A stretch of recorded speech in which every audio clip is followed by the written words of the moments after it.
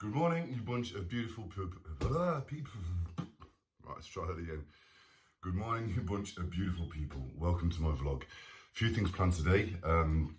My girlfriend is starting up a new business. Her and her friend, they're doing platters for birthday parties, Christmas events, corporate events, all that sort of type of thing. So they've got the very first, what do you call it, event today. It's actually promoting themselves at something called the Wellness Event, and I think it's in Glossop. So they've got a stall on, they're showing the food, giving away free samples, and hopefully it's going to give them a kickstart to the business. So we're going to take a trip down there later on and go and see them, try and get it on camera. So hopefully it should be good. And then later, going for a few drinks. I'm going to try and get to the gym at some point today, but I'm not sure if I'm going to be able to because it's the weekend and you need to relax. But the past week I've been thinking about what direction I want to take this channel in and what I want to achieve, and what I'd like to do to try and help people. And my friend Tom, he's a massive YouTuber, he's a really good guy. He's given me some tips and some advice on how to grow the channel to the best, to get the most out of it. And he says, find something you're passionate about. What's your passion in life? What do you enjoy doing the most? And to be honest, the thing that's helped me through all my depression, my sort of PTSD, get my life back on track when I left the army, and it's just given me a place to go and clear my mind and, just put me in a good place, is the gym. So what I plan to do, the next few weeks, I'm going to book onto an online course, and I'm going to train to be a PT. One, because I want to do that, and two, I'd like to do that as a career as well. And three, I can offer free advice. And I know a little bit about training, and I know the right technique and that sort of thing. But to give it you guys and me be 100% sure on the information I'm giving you, I want to be able to have some qualifications. I want to be able to say definitely, look, I've got the qualification. This is the correct way to do things to get the best out of your training. So that's what I'd like to do. So until I'm fully qualified, I will give you the tips and tricks that I know that maybe be able to help you in your training. And obviously it's positive, it's good for the mind, it's good for the soul, and you also get fit at the same time. So that's where I'd like to take this channel. I would like to offer advice on training, tips, positivity, and I'll also talk a little bit about what I've been through and how I've overcome it. I think I talked in the last couple of hours. I'm half deaf in my left ear. I've got tinnitus constantly. So maybe later on today, I might go into depth with that and just let you guys know what happened. Okay. It's took me a long time. Like a few years to be able to talk about it fully. So, and I'm going to throw it out there, leave my soul open. Hopefully you won't judge me too bad, but I'll show you. Anyway, yeah, so that's what I plan to do. And hopefully if I can, by talking about certain situations and certain things, it can help people. And if people can relate to that, that's fantastic. So, so that's what I plan to do. I'm going to get changed. I'm going to take the dog for a walk, and then let's get going.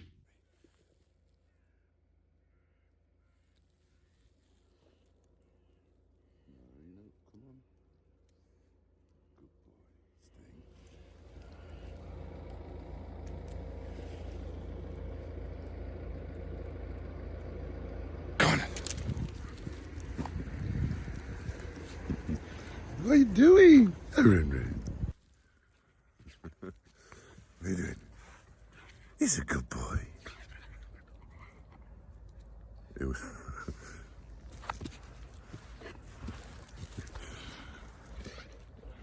Honestly, he is such a good boy. He's always been there for me. He's helped me a lot.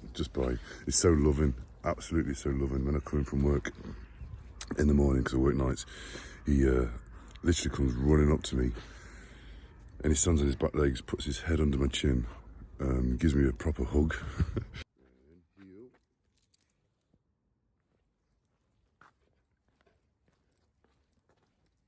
So he's doing nice, trying to go to the left because he knows he wants to go down this road. Ran, heel. Good boy. Ran. Come on, heel.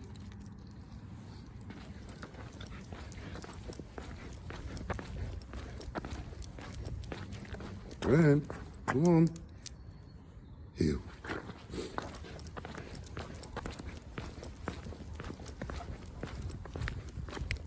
Ran. Come on, heel. Ran. Oi, come on.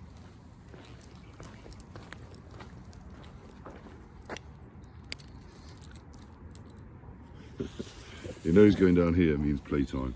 So. His ears are back, he's listening for the word of command. Go on then. Winter wellness event. I think it's a small gathering just for promoting local businesses and stuff, so let's see.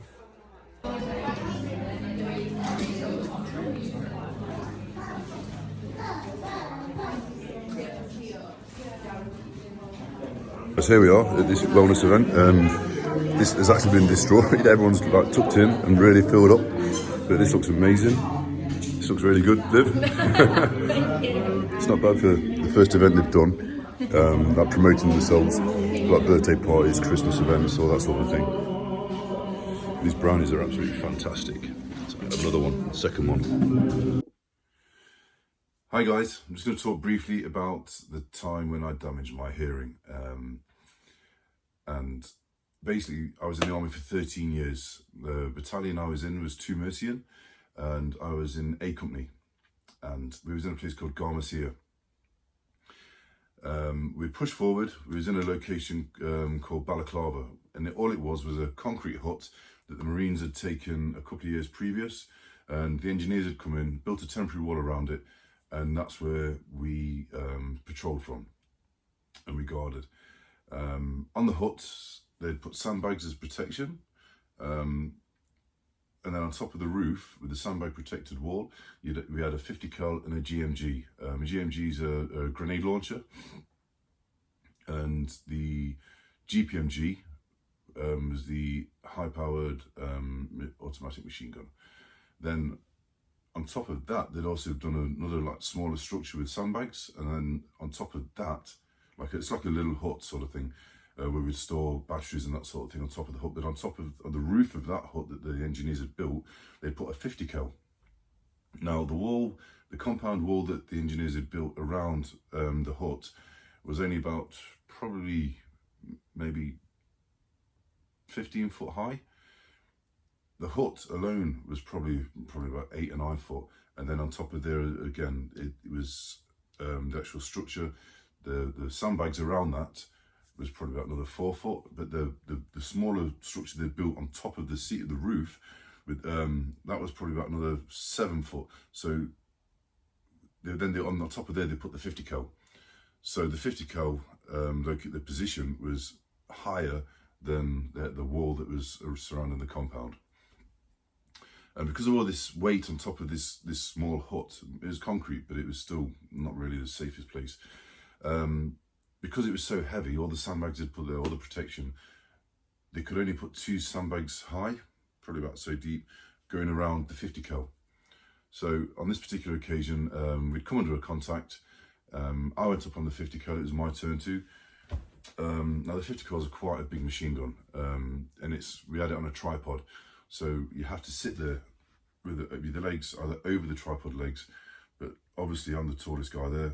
The sandbags only came up so high, so my head was a proper target, sticking out above the wall, above the compound. You could just see my head. So anyway, it was there. We'd come into contact, and we was firing. We're trying to find out where the firing point was that the Taliban was firing from. And at the same time, I could hear the rounds, psh, psh, and it was really close to my head, really close. So I was like, right, I need to get some protection. I need to get out of the firing line. So all I could do was turn to my right and try and get below the 2 sandbagged wall that was surrounded the 50 cal.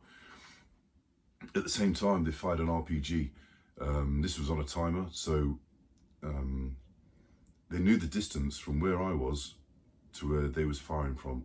So they knew, and it was on a timer, so therefore it airburst above my head. The shockwave damaged my hearing, because obviously my left ear was pointed upwards, and I had a piece of shrapnel in my helmet. It was only a small piece, probably about the size of a maybe 10p piece, but if I had not had my helmet on, it would have gone straight through my head. I think I have the helmet somewhere. I'll just get it and show you guys. So, it's only, doesn't look much, okay? The helmet is actually Kevlar. You couldn't damage this with a hammer. This that strong. The shrapnel has managed to wedge itself actually in the helmet. Now that would have gone straight through my head. Still, the shockwave damaged my hearing. Then 2 days later, it doesn't rain very often in Afghanistan, but when it rains, it literally, absolutely, it's like something you've never seen before. You probably get about 4 foot in about 10 minutes. It's unbelievable. Anyway, we come under attack again. So they're using the Taliban was using the cold weather because it's easy to fight in to attack us. Now this attack lasted about 48 hours. And we actually ran out of oil, and because they was trying to take this position, the rest of the battle group couldn't get to us. So we obviously had to defend ourselves for those 48 hours. And because we'd actually run out of oil and all the working parts were banging against each other as you were firing, the shockwave was like ricocheting around the sangers, which is the point, either point of the compound that the engineers had built. There's like a little hut on either corner. And you'd stand in there, you'd do your guard, and you'd look out and observing your arcs to your front and looking for any signs of enemy or any of the Taliban. So when you was in those sangers and it was raining and we'd run out of oil, all the working parts on the machine guns, our personal weapons and the GPMGs, it was just atrocious. And that in turn damaged my hearing as well. So I've got permanent hearing loss in my left ear, and I've also got tinnitus constantly, which I believe is behind the eardrum, there's little hairs that vibrate, and they're damaged, so they're vibrating constantly, which gives me like a white noise in my left ear day and night. It sometimes really gets to you, it's really tiring to hear it all the time, but half the time I try and avoid it or try and ignore it, which it does actually work. So yeah, that's how I damaged my hearing, and I've got that for the rest of my life. My injuries are not apparent, you can't see them, and there's been a hell of a lot of people that have got injuries, that they've lost limbs, they've been horrific injuries. I don't want any sympathy, nothing like that. I really don't. What I'm trying to say is, with the story that I'm telling you, is that it's good to talk, it's good to get it out, and it's good to not bottle it up inside. If you, friends, family, anybody, if you're going through something and you're struggling with something in life, the best way is to talk about it. Like I said before, pressure cooker building up and it just explodes. Whereas if you talk about it and try and get it out, it will make it easier. It may not be a solution, but it may make you see a little bit clearer, and it may give you some sort of clarity on how to go about and how to sort of fix the situation you're in or the problem you're in. Okay, so that's the end of my vlog for today. I hope you enjoyed it. I am going to do one in the week. Like I said, I want to train to be a PT, but I know a little bit about training, so I'll pass them on. I may give some tips on form, something called time under tension, which is the time under tension means the more tension you put on, the time you put on the tension on the muscle, time under tension, the more tension you put on it, so the longer time you leave that tension on, the easier it will grow, the better it will grow. But anyway, I'm going to go because I'm actually really tired. So I shall see you lovely people soon. You take care, and just be nice to each other.